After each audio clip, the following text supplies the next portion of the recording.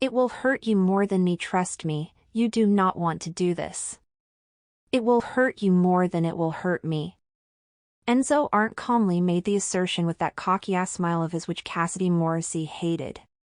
Cassidy hated everything about her ex-boyfriend, but how clever he thought he was she hated the most. Even right now, when she had him dressed like the slut he was, that cheating man still was trying to outsmart her. How calm, cool, and collected he lied to her also got to her. He was trying to make it sound like somehow him being in a tight bodycon miniskirt which showed the suspenders holding his fishnet stocking to the garter belt somehow gave him the upper hand. His assertion of gaining revenge being a mistake was a lie. A lie just like all those meaningless I love yous he said to her. A lie like he was out with the boys when he was on the prowl for the next slut he was going to bang. Yeah, she knew how he degraded women behind her back. It was simple, he acted like his friends so he had to talk like them. They all used the crass term of they banged a woman after they had bedded them. It was fitting, for the act was big and mostly noise. Come on slut, why would I trust you? Now take your punishment like a good little girl and this will be over soon. As Cassidy was leading the forced crossdresser down to her living room, that cocky smile got bigger. The voice of the man being led to his total humiliation was that of a person who was in total control of the situation when he said, I warned you. All of Cass' closest friends were downstairs waiting for whatever surprise she had in store for them. They knew whatever she was planning to share with them had to be good. When she told them to come over tonight she was as giddy as a brony finding out they are making a My Little Pony sequel. When they saw what was being paraded down the stairs, they understood why and erupted into laughter. They were laughing so hard that they did not even notice that even in full drag and having a little issue finding his balance, Enzo had his head up. They all knew why they were called here. To help their friend to enact revenge on the man who treated her like substitute teacher. They also knew that they were all going to have to thank her afterwards because they all did not like him for hurting their friends.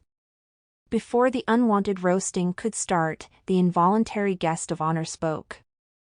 I would be laughing if I was you also, but please quit. If you know what is best for you, then you will leave right now and never speak of this again. Tonight will hurt you more than it will me. Even with joining in with her friend's laughter, Cassidy was becoming more irate with how calm Enzo was. She knew the man who broke her heart's skin was thinner than prosciutto. Olga Anavitsin saw the frustration on Cass' face so she started the mocking of that pig who broke her heart. Hey everyone, doesn't Emma look so scrumptious in that sexy dress? I bet she would love to be eaten up by a real man. Olga, please call me by my name. Anna hated the name Olga. It was a family name which her father gave her in honor of his aunt who died back in the gulags in Russia. She always stressed for people to call her Anna.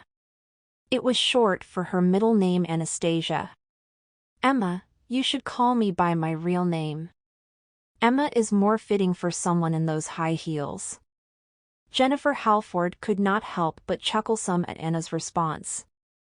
Anna shot her friend a look to stop and that made the chuckle a little stronger. Then Enzo fired back, Olga is your real name, Olga. You can go by Anna but it will never change you have the name Olga so I will call you Olga from now on. Do you understand Olga? Jen wanted to help her friend and went after Enzo.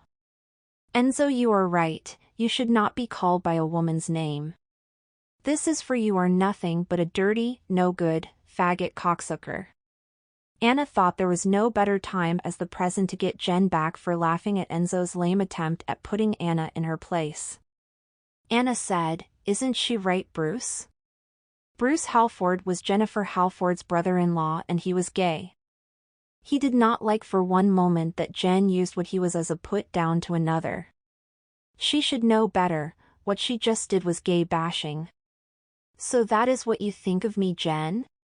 Ian Halford knew he had to smooth things over with his brother quick. His wife meant nothing discouraging towards gay people. If she would have thought for a moment before saying those words she wouldn't have. Jen would have remembered Bruce was there and not said it. Honey, I think you owe my brother an apology. Edward Nolan was not going to let the group of friends bickering make them lose focus on tonight's true agenda, making sure Enzo pays for hurting Cass. Bruce, Ian, come on man. Jen meant nothing towards gay people. She was saying that Enzo is so low that he likes to give blowjobs. Sue Nolan was not going to take her husband putting down what he loves her to do to him. Him saying that joke made her think the reason Ed liked fellatio was it made him feel more powerful than her. Ed, if you think that giving a blowjob is so low, then you will not be getting one anymore.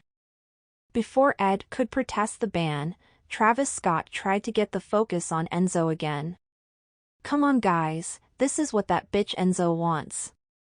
Everyone knows nothing was really meant by the comment, so just drop it. I took some pictures of our pretty boy, come on, look. The gang listened to Travis' words. His rallying call got them to put aside what was said for a moment. They were still going to have to deal with those words later. Words have meaning and they do not lose them if no harm was meant. Jen was the first try to get the spotlight back on Enzo. I will, Emma, you look better than me in that picture. Maybe you should be in a dress all the time. The man whose warning was coming to fruition loved that he was able to sit back and watch strife between those who were trying to belittle him. He wished that he did not have to be proactive again. Enzo knew the less he did, the less likely they would regroup and go after him. Jen, that says more about you than it does about me. Anna tried to hold her chuckle in this time. Holding in the snigger had the opposite effect, and a full laugh came out. Before Anna could say anything, Jen said no one would be laughing if you had said that, Olga, for Enzo does look better than you.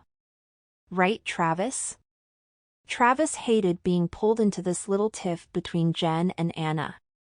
Everyone knew the only reason why Jen asked him to confirm what he said was because of how many times he refuted Anna's advances on him. Travis was not ready to settle down, he was young and did not want to be tethered to any one lady. When he was done with his fun, he would hook up with Anna. Never mind that, I am going to post the pictures of our pretty boy on Facebook. This time having to interject did not scare Enzo. This was what he was about to reveal would cause a huge schism between Jen and Ed. Please do, for I would love to post a nice picture of Jen which Ian took at the cabin. Knowing the answer to the question did not stop Jen from hoping that Enzo was lying. There was no way that her husband shared those naked pictures of her he took on his smartphone with Enzo. How could you, Ed? Ian believed that Enzo went too far with that lie. He would never share those pictures with anyone. They were of a private moment and were beautiful. Sharing them would have sullied the beauty of the memory of the moment and the picture. He wanted to go after Enzo but was held back by Ed, Bruce and Travis. You fucker, I do not know how you found out about those pictures, but tell my wife the truth. That I did not send them to you. I did not share them with anyone. Enzo made his cocky smile even bigger and Cass knew why. Right then she knew his warning was true, tonight was going to hurt her and all her friends more than it hurt him. She jumped in to do damage control. Everyone knows that Enzo is a liar. Travis, just delete the pictures. Enzo, get upstairs, change and get out of our lives. You were embarrassed enough.